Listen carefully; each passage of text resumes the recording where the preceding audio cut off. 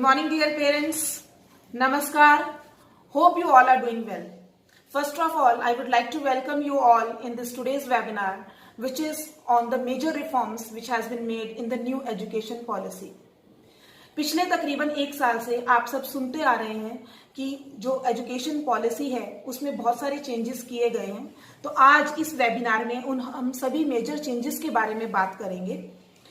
मैं देख रही हूँ कि जो ऑडियंस हमारे साथ जुड़ी है वो मिक्स्ड ऑडियंस है, तो I will be using both languages English and Hindi so that everyone should be able to understand the reforms which has been going to be implemented in the new academic session.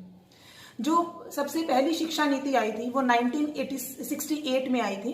उसके बाद उसमें कुछ changes किए गए, but those changes were not so major to mention here. तो उसके बाद 1986 में इस पॉलिसी को दोबारा से रिफॉर्म किया गया और इसको नेशनल पॉलिसी ऑफ एजुकेशन का नाम दिया गया। 1992 में इसमें फिर स्लाइट चेंजेस किए गए और उसके बाद 2005 में नेशनल करिकुलम फ्रेमवर्क आया, जिसमें न्यू करिकुलम के पैटर्न्स और न्यू पेडागोजी जो है उसको इंट्रोड्यूस किया गया। उसके बाद तकरीबन 15-20 सालों में इस एजुकेशन पॉलिसी में कोई ज़्यादा चेंजेस नहीं किए गए। जो इंडियन गवर्नमेंट है उसने इस नीड को कि we need to change the few patterns of pedagogy और करिकुलम, इसको सेंसिटाइज किया और उन्होंने इस चेंजेस को न्यू एजुकेशन पॉलिसी में ऐड किया। आप देख रहे हैं कि आजकल जो आउटर वर्ल्ड है उसमें कितना कंपटीशन है। जो हमारे बच्चे हैं after completing +2 and graduation, they search for number of jobs, but many of them they are not able to get success in life just because of some of the lacks which we need to or we will try to complete by implementing this new education policy. जो job market है उसमें 15-20 सालों में पिछले बहुत changes आए हैं, job profiles में चेंजेस आए हैं। तो गवर्नमेंट ने ये चीज़ नोटिस की कि अगर जॉब प्रोफाइल्स में चेंजेस आए हैं, जॉब्स मार्केट में चेंजेस आए हैं, तो क्यों ना जो एजुकेशन पॉलिसी है या पूरा एजुकेशन स्ट्रक्चर है उसको रिफॉर्म किया जाए, ताकि जो हमारे बच्चे हैं वो आउटर वर्ल्ड में कम्पीट कर सकें और अपने आप को आउटर वर्ल्ड में प्रूव कर सकें। चलिए सबसे पहले हम बात करते हैं विजन ऑफ दी पॉलिसी के बारे में कि जो गवर्नमेंट है उसका जो मेन विजन है वो किस पे रहेगा इस पॉलिसी को इम्प्लीमेंट करते हुए। Develop an education system which is deeply rooted in Indian ethos, which has the capability to provide high quality education to compete in the global world. दो बातें बहुत जरूरी हैं। First is Indian ethos. जहां पर Indian ethos की बात आती है उसका मतलब है Indian values, Indian customs, Indian traditions. आप सब जानते हैं कि जो हमारी भारतीय संस्कृति है वो कितनी रिच है, कितनी स्ट्रांग है। तो अगर बच्चों को उनकी भारतीय संस्कृति के बारे में उनके स्कूल लेवल पे ही, मतलब स्कूलों में ही उसके बारे में उनको जानकारी दी जाएगी, उनको नॉलेज दी जाएगी, शिक्षा दी जाएगी, तो बच्चों के अंदर अपनी नेशन के प्रति, अपनी भारतीय संस्कृति के प्रति एक रिस्पेक्ट जो है वो उत्पन्न होगी। तो इंडियन गवर्नमेंट उसने इस चीज को असेस किया और चाहा कि जो नेशनल एजुकेशन पॉलिसी है उसका जो मेन विजन रहेगा वो इस पे रहेगा कि जो करिकुलम है वो इस तरह से डिजाइन किया जाए कि उसमें बच्चों को भारतीय संस्कृति और उसके रिच कल्चर के बारे में बताया जाए। मकाले एक ब्रिटिश रूलर था, 1935 में उसने ब्रिटिश गवर्नमेंट पार्लियामेंट में एक बात कही थी। ये बात है बिफोर इंडिपेंडेंस की, जब जो ब्रिटिश हैं वो हम पे रूल कर रहे थे, हम पे शासन कर रहे थे। तो उसने कहा था कि अगर हमें इंडियंस के ऊपर डोमिनेट करना है, उन पे शासन करना है या उनको पूरी तरह से तोड़ना है, तो हमें उनकी जो एंशियंट एजुकेशन सिस्टम है उसको तोड़ना होगा। और हमारा आप सब जानते हैं कि जो हमारा एंशियंट एजुकेशन सिस्टम है it was very strong, it was totally based on Indian ethics and values. तो अगर ब्रिटिशर्स जो हैं वो इस चीज को मान चुके हैं कि जो, या हम कहते हैं कि हम पूरे देश में भारतीय संस्कृति की इतनी सारी बात होती है, इतनी उसकी हम कहते हैं कि वाहवाही होती है, तो क्यों ना हम इस भारतीय संस्कृति को करिकुलम में लाएं ताकि बच्चों के अंदर they will develop a sense of pride and respect for the country.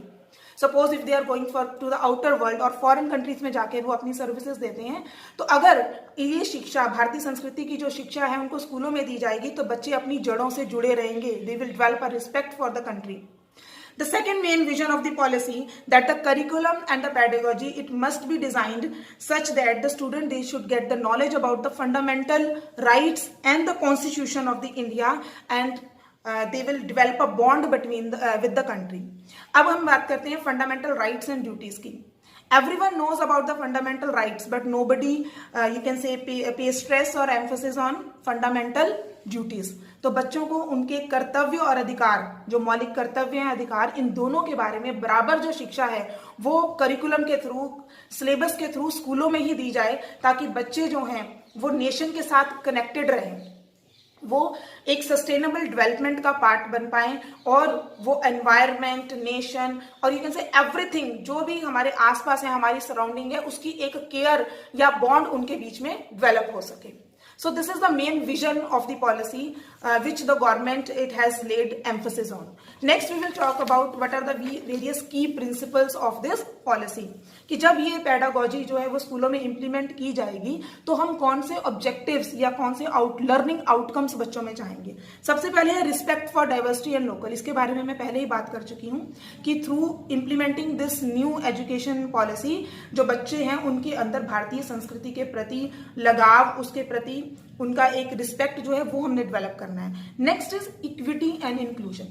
Very important कि जो बच्चे हैं, irrespective of the caste, creed, sex and religion, जो सभी को इक्वल जो है वो शिक्षा दी जाए. That is the education to all. Everyone should have access to the education and there should not be any bias on the basis of the, you can say, learning disabilities or any other, you can say, individual differences. Next talk about the community participation. ये बहुत important है. आपको पता है कि जब स्कूलों में बच्चे पढ़ते हैं, जब वो अपना पूरा एक एजुकेशन कंप्लीट कर लेते हैं, चाहे वो स्कूल एजुकेशन है या हायर एजुकेशन है, उसके बाद उन्होंने अपनी जो सर्विसेज हैं वो समाज में देनी है. They are going to be the part of the community, और they are going to be a global citizen, and that is possible only if they will be connected with the community at the school level. You know that the schools, they have to play a very major role in the community, and community also play a very major role in the school systems. Next is the use of the technology. The earlier aim of the education policy is focus on that education, it should be provided to all. Everyone should have access to the education. But this new education policy, it is totally tech based, because we all are living in the tech driven society. The next key principle is about that the emphasis, it should be laid on the conceptual understanding rather than rote learning. Means बच्चों को जो है वो जितने भी concepts हैं वो clear किए जाएं, rather than कि वो बच्चे उस मैटर को रट्टा लगाएं और वो जाके पेपरों में लिख दें. उनकी जो conceptual knowledge है, that how they can apply the school, the curriculum and the knowledge which they attain through the classes in the real world, उस पे ज़्यादा emphasis दिया जाए rather than, you can say, cramming the things. Next is unique capabilities. Very important. अब इसमें जो major role है वो हमारे टीचर्स का है कि every teacher, it must be so capable enough to identify the unique capabilities and talent in each child. You know that everyone, which the surroundings in which we live and many people which are around you, they all have their own individual differences. सबके अंदर individual differences हैं. एक बच्चा है, उसकी learning capability कम हो सकती है, दूसरे का लेवल ऑफ अंडरस्टैंडिंग अलग हो सकता है. सभी जो बच्चे हैं वो एक क्लासरूम में जब एक टीचर के द्वारा पढ़ते हैं तो उनकी जो एक्विजिशन की पावर है वो सेम नहीं होती. कुछ बच्चे स्लो लर्नर्स हैं, कुछ एवरेज हैं, और कुछ जो है वो बहुत ही, यू कैन से, ब्राइट या गिफ्टेड स्टूडेंट्स हैं.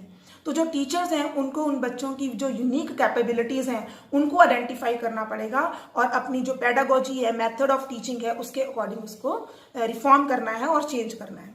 Next is critical thinking and creativity. अभी मैंने कंसेप्चुअल लर्निंग की बात की कि कंसेप्ट्स क्लियर किए जाएंगे.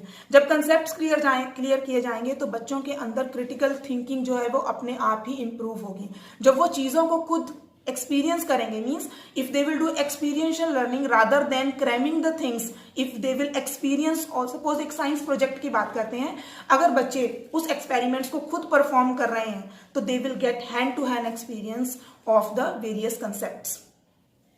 Next is very important, जैसे इंडियन गवर्नमेंट ने रिव्यू किया कि एजुकेशन पॉलिसी को रिफॉर्म करना जरूरी है, उसमें चेंजेस लाने जरूरी हैं, उसी तरह जो टीचर्स हैं या स्कूल्स हैं वो क्या करें, बच्चों की जो परफॉर्मेंस है उसको रेगुलरली ट्रैक करें, उसको मॉनिटर करें और उसके अकॉर्डिंग उसमें क्या चेंजेस लाने चाहिए या बच्चों के अंदर हम कौन कौन से चेंजेस देख रहे हैं, कौन से लूप होल्स हैं, उनको कवर करें। Means continuous review of their performance, of their progress is very important key principle of the national education policy. So this is about the aim and objective of the education policy. Now Ma'am Navneet will tell you about the pedagogical structure, which is the major change in this education policy. Thanks Ma'am Ritu, and very warm welcome again parents here. As Ma'am Ritu has told us that many changes are going to implement in our new educational system according to National Educational Policy. Let's have a view on the new pedagogical structure of educational system. पहले क्या होता था कि हमारा जो educational system था कि वो 10+2 का था, लेकिन that is now totally change. That will be now 5+3+3+4.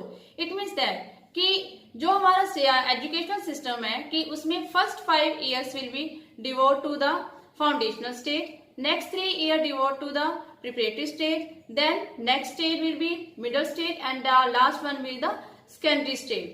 हमारे जो फाउंडेशनल सिस्टम है, ये मैं कहूंगी कि यू आर वेरी लकी कि आपके जो बच्चे हैं वो अर्बन स्कूल में स्टडी ले रहे हैं, कि अर्बन स्कूल में पढ़ रहे हैं, जिसका बेनिफिट आपको मिल रहा है कि उनकी जो फॉर्मल एजुकेशन स्टार्ट होने से पहले प्री स्कूलिंग होती है, जिसको हम नर्सरी या फिर केजी का नाम लेते हैं.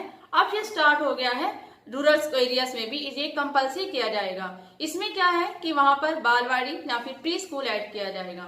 तो ऐसा रीजन क्या है कि ऐसा माना जाता है कि जो बच्चे हैं, बच्चों की जो ग्रोथ होती है अप टू 6 years तक, उनका जो माइंड है 90% तक उनके माइंड की डेवलपमेंट हो जाती है. तो उसके ऊपर किस चीज का इम्पैक्ट पड़ता है? उनकी डाइट का, उनके होम एनवायरनमेंट का, उनकी सोशल एनवायरनमेंट का और साथ में उनकी फिजिकल एक्टिविटीज का. और यही फिजिकल एक्टिविटीज और यही उनकी इस पूरी अवेयरनेस जो है वो इनकी प्री सेशंस प्री स्कूलिंग में होती है, जिसको हम किंडरगार्टन का नेम देते हैं. Let's have a view on the all the stages of the educational structure. First stage is the foundational stage which will for 5 years. Duration होगी फर्स्ट स्टेज की 5 years, जिसको फिर से 2 parts में स्प्लिट किया गया है. 3 years pre school and 2 years for class first and class second. जो फर्स्ट 3 years होंगे that will for kindergarten section, जहां पर बच्चों के ऊपर कोई स्ट्रेस नहीं होगा and students will learn only by playing. Means students will come to school, they will play and learn, और उनको सिर्फ एक्टिविटी मेथड से ही गाइडलाइंस दी जाएंगी. जैसा कि उनको अगर हमने कलर रिकॉग्निशन करानी है या फिर कोई भी ऑब्जेक्ट से उनकी रिकॉग्निशन करानी है तो उनको प्रैक्टिकली उनको एक्सपीरियंस दी जाएगा. तो इसका पर्पस क्या है कि स्टूडेंट्स की जो लर्निंग है that will B long lasting. इसका एक की फीचर और भी है, न्यू एजुकेशनल पॉलिसी के अकॉर्डिंग जो टीचर्स होंगे वो instruction, but it is not compulsory, जो इंस्ट्रक्शंस दी जाएंगी वो लोकल लैंग्वेज में भी हो सकती है, मदर टंग में भी हो सकती हैं, ताकि जो स्टूडेंट्स हैं उनको टीचर्स की इंस्ट्रक्शंस जो है मदर टंग में दी जाएंगी जो वो इजीली अंडरस्टैंडेबल हों. लेकिन ये कंपल्सरी नहीं है. ऐसा नहीं है कि इंग्लिश लैंग्वेज के ऊपर फोकस नहीं दिया जाएगा, इट विल कैरी ऑन साथ ही जाएगी, क्योंकि हमने अपने बच्चों को ग्लोबल इरा के साथ भी जोड़ के रखना है, उनको इंटरनेशनल लेवल तक भी जोड़ के रखना है. So this language will continue but medium of instruction can be mother tongue if students want, मतलब कि it depends on their understandability. जब स्टूडेंट्स किंडरगार्टन से प्रमोट किए जाएंगे क्लास 1 एंड क्लास 2, इसमें जो फोकस दिया जाएगा that will be on the literacy and numeracy. Means language learning के ऊपर स्ट्रेस दिया जाएगा, न्यूमरेसी के ऊपर स्ट्रेस दिया जाएगा, उनकी अंडरस्टैंडिंग के ऊपर स्ट्रेस दिया जाएगा. उनको प्लेवे मेथड से पढ़ाने की कोशिश की जाएगी ताकि उनके ऊपर किसी तरीके का स्ट्रेस ना होकर वो अपनी जो उनकी लर्निंग है दैट विल मोर डीपली, कि ताकि वो ज्यादा अच्छे से सीख सके. इसके बाद नेक्स्ट स्टेज आती है दैट इज प्रिपरेटरी स्टेज. इस स्टेज की भी जो ड्यूरेशन है वो भी 3 साल के लिए रहेगी और इन 3 साल में 3 क्लासेस यानी कि class 3rd, class 4th, class 5th करवाई जाएगी. और इस स्टेज के अंदर जो मेन चेंजेस है वो ये है कि इसमें 6 सब्जेक्ट्स की इंक्लूजन होगी, जिसमें एक मदर टंग होगी, 2 लैंग्वेज होंगी that will be decided by the state of the government, वो स्टेट गवर्नमेंट डिसाइड करेगी. और साथ में 3 सब्जेक्ट्स होंगे, उस सब्जेक्ट्स में जैसे एसएसटी, साइंस, जियोग्राफी को ऐड किया जाएगा.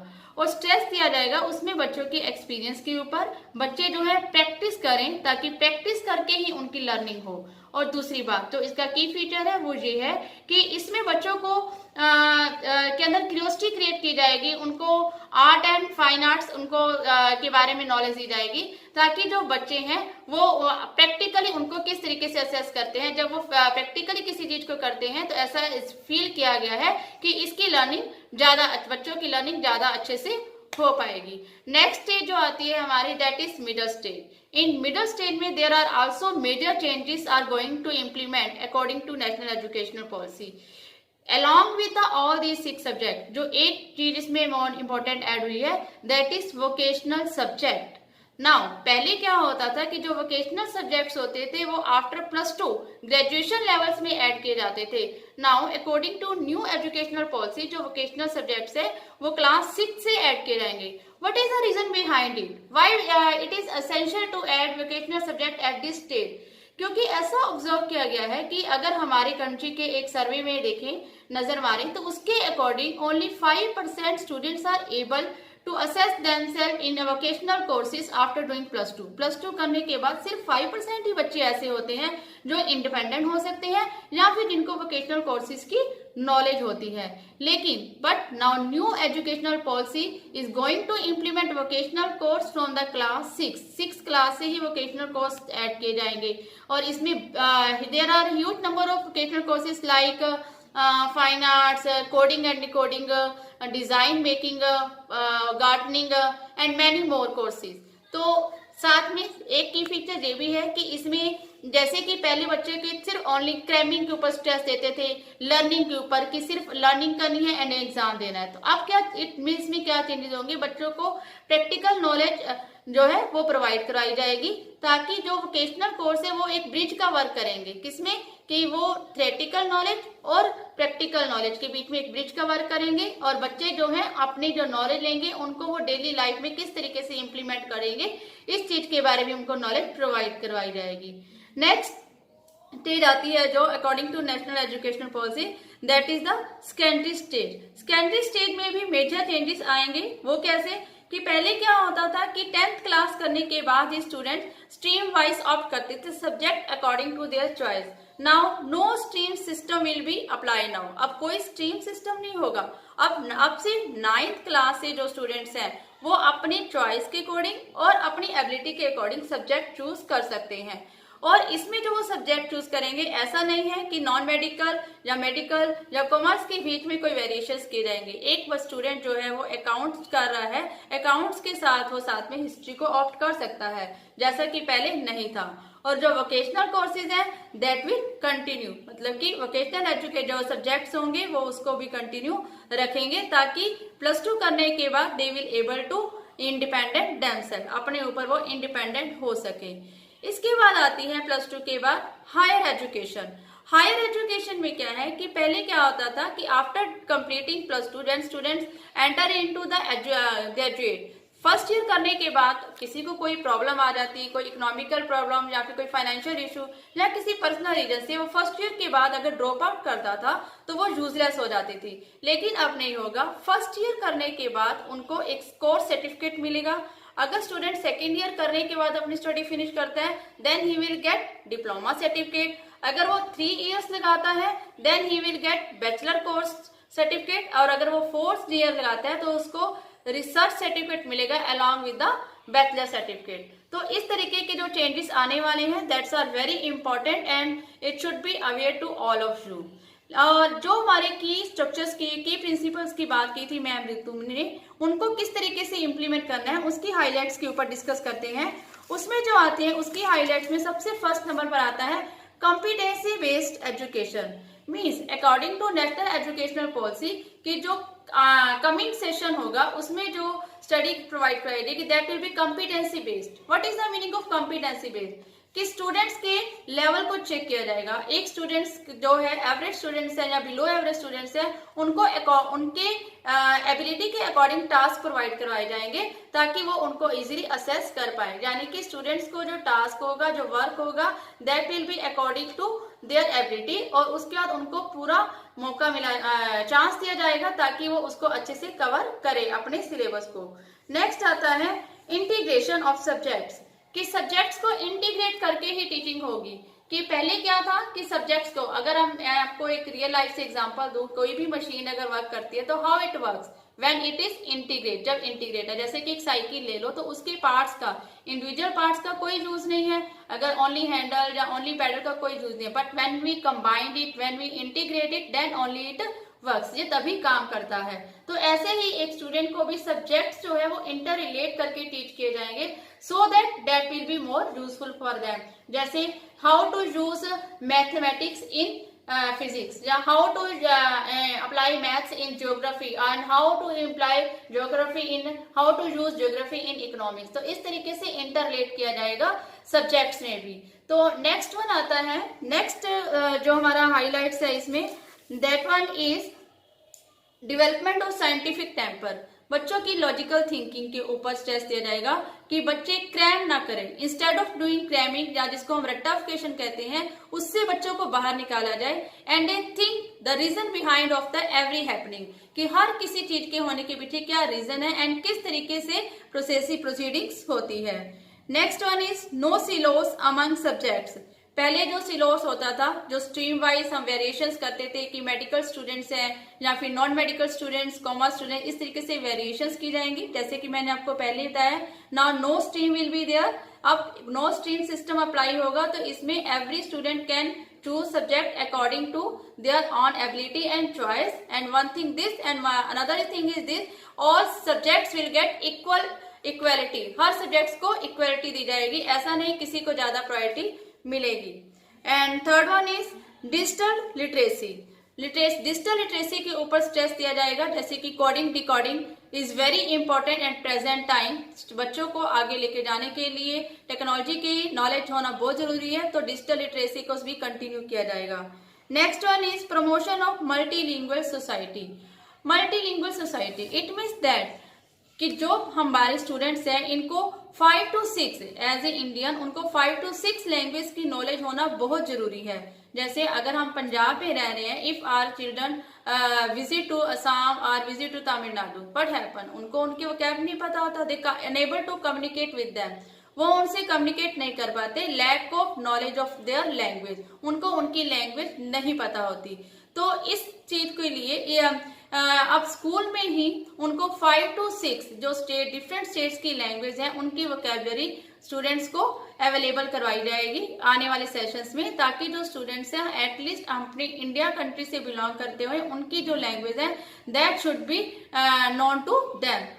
एंड नेक्स्ट आता है इसमें कि how to students will assess. Now ma'am Ritu will tell you what will be the examination and assessment pattern in the following session. Thanks ma'am Navneet. Next we will talk about that what will be the 21st century skills which we will be going to implement or apply in the classrooms. As I told you earlier कि जो हमारी पुरानी national policy of education थी उसका M ये था कि जो शिक्षा है वो सबको प्राप्त हो और सबकी असेस हो एजुकेशन के प्रति। बट जो हमारी नई एजुकेशन पॉलिसी आई है, its main aim is to cater the needs of the 21st century, and the need of 21st century is technology based education. So this can be implemented or imparted to the students by the various skills. The first skill is the collaboration. Collaboration means to work together.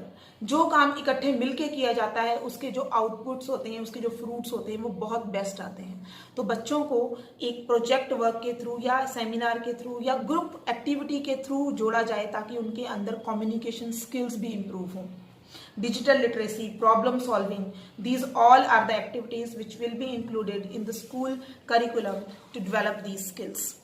Next is the critical thinking and creativity. अगर बच्चे group work करेंगे, group activity करेंगे तो they will give their own views on that particular topic and it will definitely improve their critical thinking and their creativity.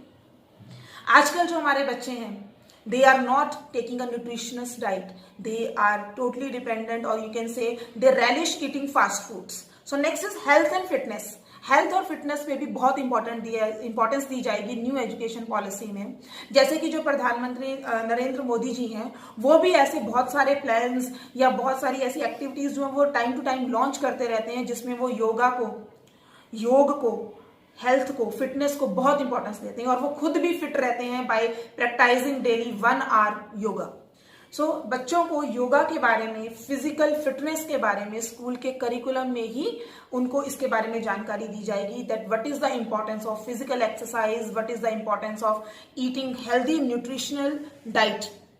अगर बच्चों के अंदर diet जो है वो ठीक लेंगे तो definitely it will help to develop, और you can say it will help them to grow mentally and physically also.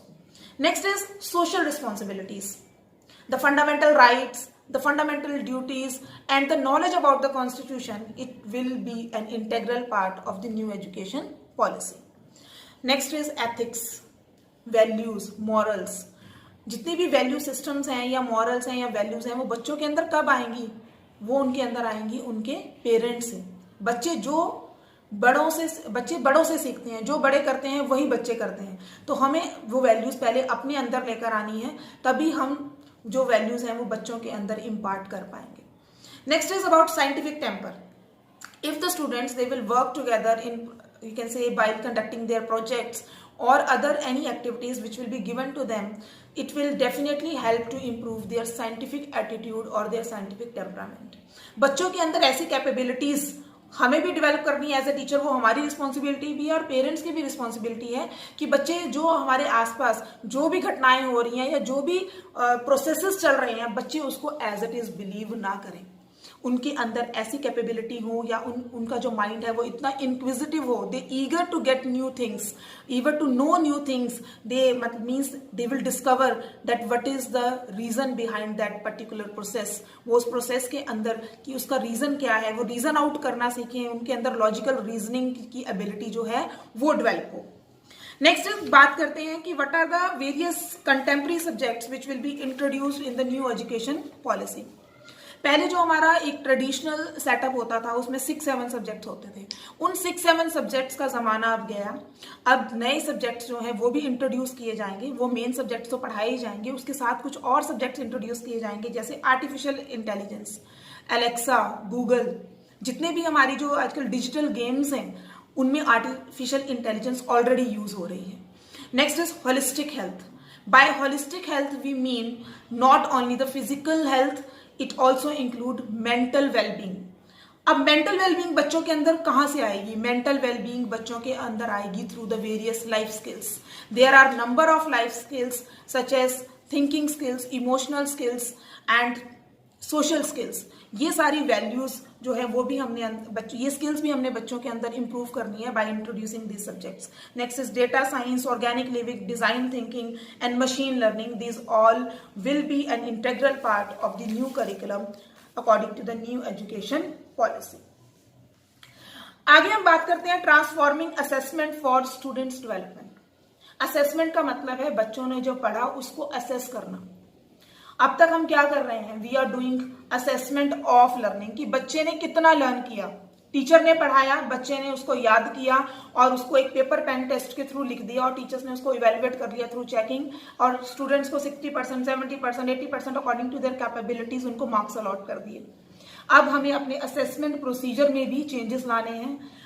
हमें असेसमेंट फॉर लर्निंग करना है या असेसमेंट एज लर्निंग। अब असेसमेंट एज लर्निंग का क्या मतलब है कि जब पाठ्यक्रम पढ़ाया जा रहा है या बच्चों को जब हम कोई भी कंसेप्ट क्लियर कर रहे हैं उसी समय हम उनका फीडबैक ले लें, जिसको हम बोलेंगे assessment as learning. Next is assessment for learning, कि बच्चे को जो पढ़ाया गया वो उसको कितना समझ आया, उसको असेस करो by using the various tools. There are a number of the assessment tools which we can use, such as we can assess the students in the form of project work, seminar की form में कर सकते हैं, assignment की form में कर सकते हैं, उनको छोटी छोटी वर्कशीट्स देकर कर सकते हैं। तो अगर हम उनको इन असेसमेंट टूल के थ्रू या वैरायटी ऑफ असेसमेंट टूल्स के थ्रू असेस करेंगे तो हमें पता चलेगा कि हम बच्चों के हमने कौन कौन से पॉइंट्स जो हैं वो इम्प्रूव करने हैं। फिर उन चीज़ों को दोबारा उन बच्चों को कराया जाएगा, उसकी दोबारा से रिविजन करवाई जाएगी। So we should follow all the 3 you can say basic themes, that is assessment of learning, assessment as learning, and assessment for learning for overall, you can say, development of the child. Next, जो parents हैं इन सबके mind में ये बात आ रही होगी कि हम बात कर रहे हैं कि हम बच्चों को एक्टिविटीज के थ्रू बढ़ाएंगे, तो जो एग्जाम्स का पैटर्न है वो भी इस न्यू एजुकेशन पॉलिसी के अकॉर्डिंग चेंज होने वाला है। अब जो बच्चे हैं एक फॉर्मल एग्जामिनेशंस जो हैं वो हर साल नहीं देंगे। Teacher no doubt throughout year उनको असेस करेगा, उनकी एक्टिविटीज और उनकी प्रोग्रेस को वो राइट करेगा, उसको असेस करेगा, उसको लिखेगा अपने रिकॉर्ड में, उनके प्रोफाइल को बना के रखेगा। बट जो पैटर्न है एग्जामिनेशन का वो चेंज होने वाला है। जो एग्जामिनेशन है वो हर साल नहीं होंगे। Examination will be conducted at grade 3, grade 5, grade 8 और 10th और +2 में तो एग्जामिनेशन जैसे पहले चल रहे थे एज यूजुअल वो बोर्ड एग्जामिनेशन होंगे। और इसके बारे में बाकी जो इसमें एडवांसमेंट है they are going to become in the going to be you can say informed by the CBSE to the schools later on. Next we will talk about कि हम 3, 5th और 8th क्लासेस में ही exams क्यों रखें, क्योंकि यही जो major edges हैं जिस दौरान जो बच्चों के अंदर जो चेंजेस आते हैं, उनके साइकोलॉजिकल चेंजेस आते हैं, उनके मेंटल चेंजेस आते हैं, तो इन पॉइंट्स पे उनको असेस करना जो एक साइकोलॉजी पॉइंट ऑफ व्यू से भी इंपॉर्टेंट है। उसके बाद आता है कि जो प्रोजेक्ट रिपोर्ट्स हैं they are also going to design according to the new education policy, that is designing report cards to assess holistic development of each child. Holistic development के बारे में मैंने जैसे आपको पहले बताया कि एक होलिस्टिक हेल्थ जो है हम वो सब्जेक्ट इंट्रोड्यूस करेंगे। तो holistic word means that we have to assess the students on every ground by various life skills which we can assess, and we will produce a 360-degree holistic report card to the parents to track their continuous progress in the studies. आप देख रहे हैं कि हम कितने सारे changes की बात कर रहे हैं जो न्यू एजुकेशन पॉलिसी में हमने लेकर आने हैं। तो जो टीचर्स हमारे पास ऑलरेडी प्रेजेंट है, अब उनके अंदर क्या रेडीनेस रहेगी या उनके अंदर हम क्या चेंजेस किस तरह से लेकर आएंगे कि वही टीचर्स ये सारे जो चेंजेस हैं उसको वो कैसे हैंडल करेंगे। जो CBSE है वो टाइम टू टाइम जो टीचर्स की ऑनलाइन ट्रेनिंग भी चला रही है या वर्कशॉप्स, वैसे भी इन हाउस ट्रेनिंग्स भी बहुत सारी चलती हैं। जो इन हाउस ट्रेनिंग है उसकी जो पहले ड्यूरेशन थी it was only for 35 hours in a year, now it has been increased to 50 hours in a year and number of the training programs it has been launched। और हमारे जो school के teachers हैं they are also attending those online programs on regular basis।